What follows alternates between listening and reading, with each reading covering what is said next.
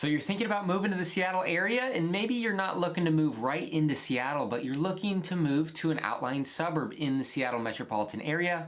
In this video, I'm gonna go over 5 cons of living in the Seattle metro area. If you haven't already, make sure you subscribe to the channel here. I love it when you guys reach out to me when you're looking to move over this way. I am an active real estate agent over here in the Seattle area. So if you're looking to make the move over to the Seattle metropolitan area and you need help finding that right home and purchasing a home, feel free to reach out to me. I'd be more than happy to help you. But like I said, this video is gonna be about really 5 cons, 5 downsides of living in the Seattle metropolitan area. And we're gonna start off, number 1, we're gonna jump right into it.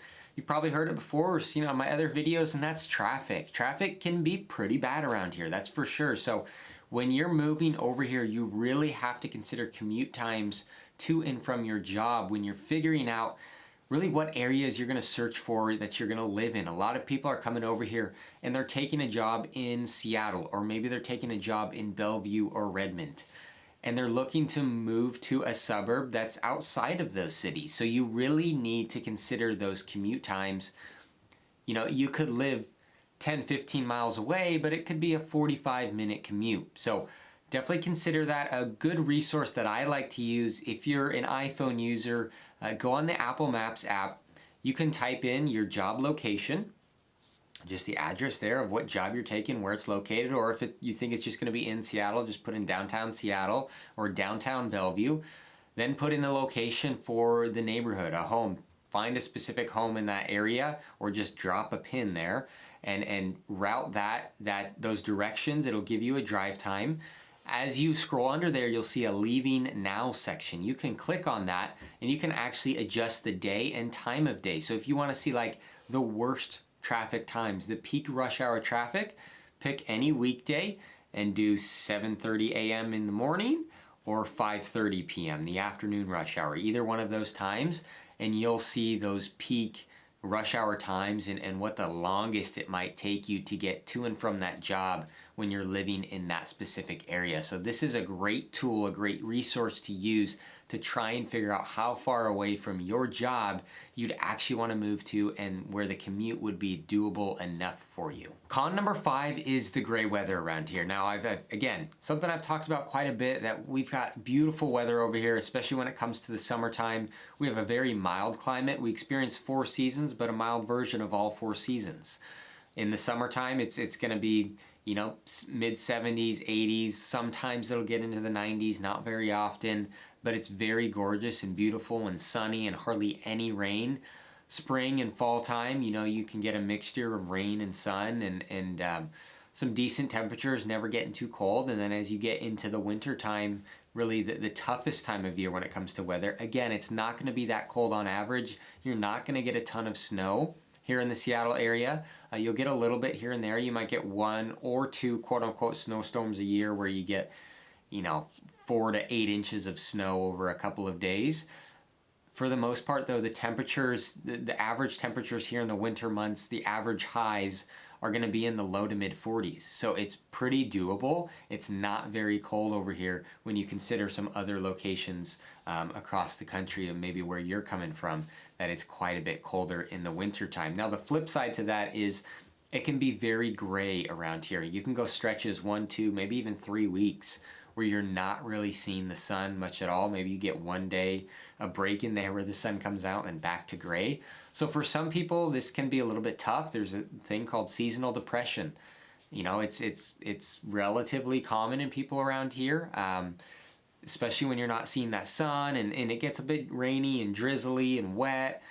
So it can be tough for some people. So just keep that in mind when you're moving over here. Now there's, you know, ways to kind of combat that a little bit. You know, a great way is to just stay outside and continue those outdoor activities. Even though it's gonna be a bit chilly, it's for the most part not gonna be unbearable. Like I said, lower to mid 40s, maybe even into the high 40s at some point in the winter months. So you can still enjoy outdoor activities and take in just some fresh air still outside, even though it's gonna be a bit gray and dark and gloomy.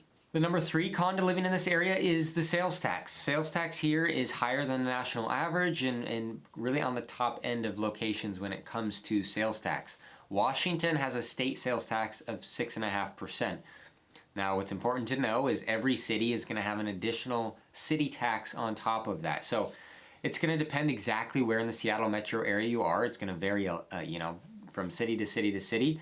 It's going to hover right around 10%. Some cities might be 10.5%, some might be 9%, but it's going to hover right around 10% for that total sales tax when you're over here in Washington. So keep that in mind.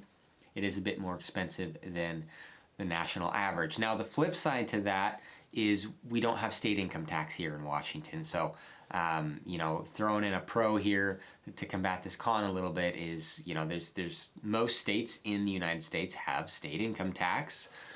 Washington does not, so it can save you a bit there when you're paying more for the sales tax. Con number 4 is air conditioning. Most homes, about half of homes around here, don't have AC. You can see this graphic here. Seattle Metro is the least air-conditioned metro area in the country, and it's by a pretty wide margin. Looks like San Francisco's down there with us, below 50%. But that's, there's plenty of people that live around here that say, hey, I don't really need AC. You're gonna have plenty of days in the 70s and low to mid 80s. That's gonna be very common through the summer. It's gonna be very beautiful. Most people decide, hey, I don't need AC for those temperatures. I'm totally fine. You will likely get stretches where you're getting into the upper 80s or the 90s. Maybe it's for a week, maybe it's 3 or 4 days, maybe it happens a couple of times during the summer.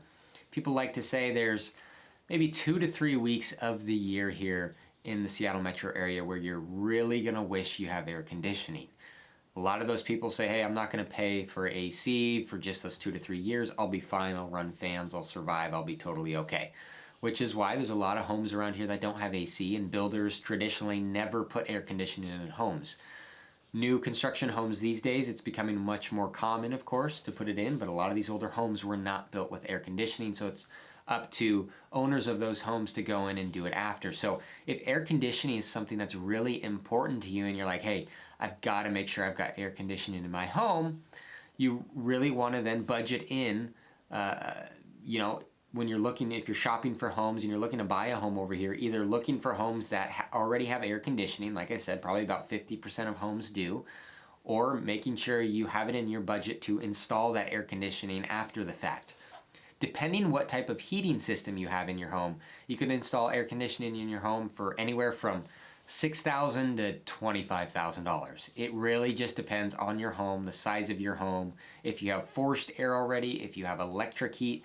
I dove into this a little bit more in depth on one of my previous videos called Hidden Costs of Seattle or Unexpected Costs of Seattle. So jump to my channel, you can see that if you want to kind of look more into this air conditioning issue and things you need to consider. But just know that a lot of homes around here don't have air conditioning, so you might have to kind of work around that a little bit. All right, and the last con here, con number 5, is home prices in this area. It's more expensive to live here than the national average. We know that. Now, it is still cheaper than many other locations like locations in California, New York, and some other spots. However, there's expensive places to live. We're talking about the Seattle metropolitan area. So this Seattle metro covers 3 different counties, over 70 different cities. There's a lot of different areas over here you can consider living. You could go somewhere on the cheap end like a Tacoma where the median home price is right around $475,000. So of course that's not that expensive. That's really the cheapest area to live around here is down in that Tacoma area. The flip side of that, you could go to Bellevue, one of the most expensive areas to live, where the median home price is $1.7 million right now. And anything in between. In Everett, like up north, if you want to live up north, Everett's median home price is around $675 right now. And anything in between. There's cities, around $500,000, around $800,000, $900,000. So it is going to be a bit more expensive around here than the national average, that's for sure, but you have a lot of options where you can look into places. You don't have to be right in Seattle or right in Bellevue. You can be in one of these outlying suburbs and maybe the median home price of where you're going is $700,000, $800,000 or $500,000, $600,000. So do that research, figure out what's most important to you when you're moving over here, and then figure out what cities would be realistic, and you can go from there. Like I said, I'm an active real estate agent over here in this area, so if you're looking to move over this way and you are planning to purchase a home over here and you need help finding that right place to live that fits within your budget and all your requirements and finding that right home, feel free to reach out to me here at my info below. I'd be more than happy to help you out with that process, but thanks for watching this one.